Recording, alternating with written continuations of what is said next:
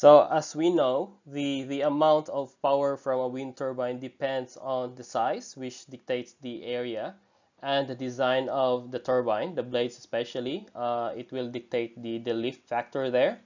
And of course, the location and the wind conditions. This is especially important because, as we all know, wind power depends on the cube of the wind speed. So the design of a wind turbine should match the wind conditions prevalent in that specific location. So this is an important step to understand the distribution of the wind speed of a specific location, especially during the siting of the location for a wind farm or wind turbine. So normally you try to see how wind speed is distributed throughout the year, how it is, what is the average wind speed of that specific location.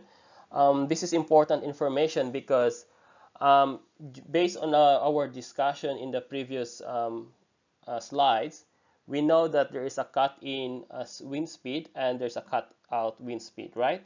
So we have a cut-in wind speed and a cut-out wind speed. So cut-in and cut-out wind speed. So now, when we look at the distribution here, we want to make sure that the wind turbine should not operate below the wind speed most of the time. So we need to see, for example, in this area here, the green one, the highest part, the peak one is around 6 or 7. So let's say around 6 meter per second. So if this peak part here, for example, goes like this here, then it means the average is around 3.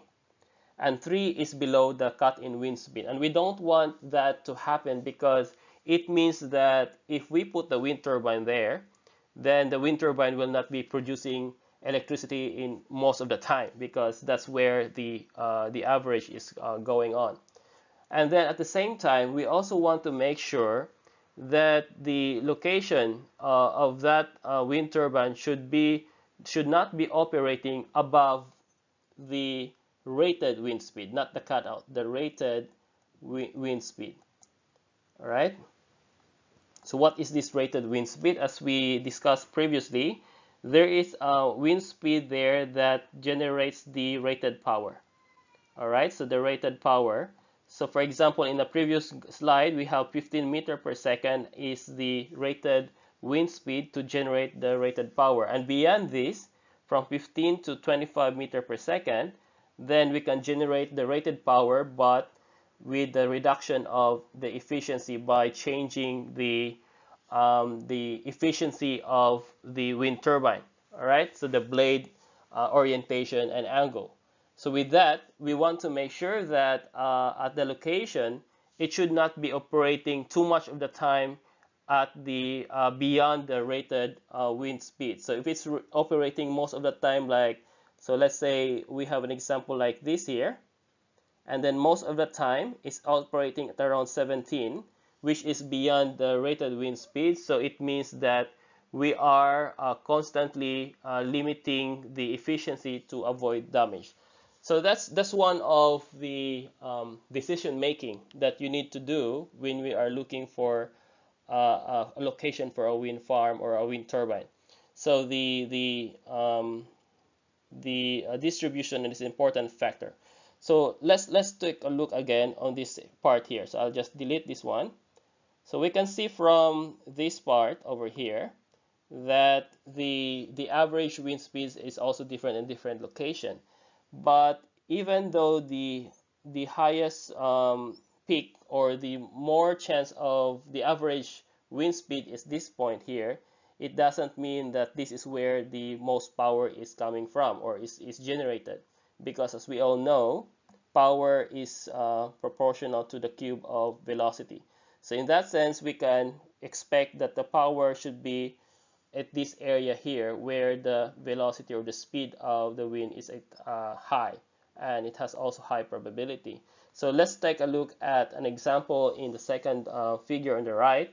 So if we have a wind distribution like this over here, the red one, but if you look at the wind distribution, the average is around 5, but the most power output or the peak output is actually produced in this area here. It's around 13 to 15. So this part here is where the peak power output is generated.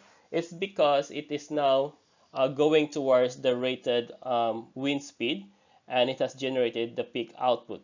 So the question is, why peak output is this side, and what does it mean? So simply by going back to our equation here, the greatest portion of energy is produced over a relatively small fraction of time when velocity is above average. And in this case, is nearly the part where the rated wind speed is going on. So this is important aspect to consider by knowing the wind speed distribution of a specific location.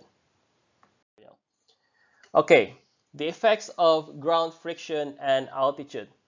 So as I've discussed before, the power of wind is basically a function of the wind velocity or wind speed, because this is velocity cube. All right. So it really depends on the strength, or how strong the wind speed is. So at various height from the land surface, we can expect also the differences in terms of wind speed. So you can see from this example here, at a specific site, you can see this is the wind speed, all right, and this is the height from the ground. So the higher you go, okay, there are variation.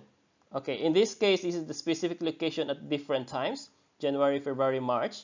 But what I mean to say is this, that from the ground zero, okay, from the surface, the wind speed is actually changing. So for this example, in January, the wind speed from here is actually around somewhere here. All right, that's the maximum wind speed at around 600, maybe 600 meters from the ground. All right, similarly, you can also check the wind speed from here and also at different areas. All right. But at a certain point in height, this part here is almost constant now. So from around the height of around, let's say 1,700 meters, which is quite high already, the wind speed almost are constant there. There's not much changes in terms of the wind speed. But of course, that's too high already. So it means that we can generate as much wind speed when we increase our altitude coming from based on the ground surface. All right. So that's why in many wind turbines, they try to design a wind turbine that is high in altitude. Okay, you can put it in a hill, for example. So you put the wind turbine here, right? Or you can put it in a ground part, but you need to make it quite high as well, right? So this is how you design, because at a higher altitude, the velocity or the wind speed is quite high. So that's the reason some wind turbines are put in hills, all right?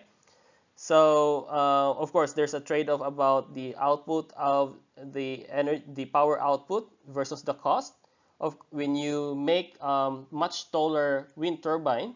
Of course, you have to add more materials. So there will be a cost there, and also serviceability, or serviceability, which is being able to be serviced easily, or continuously to be serviced in a long term.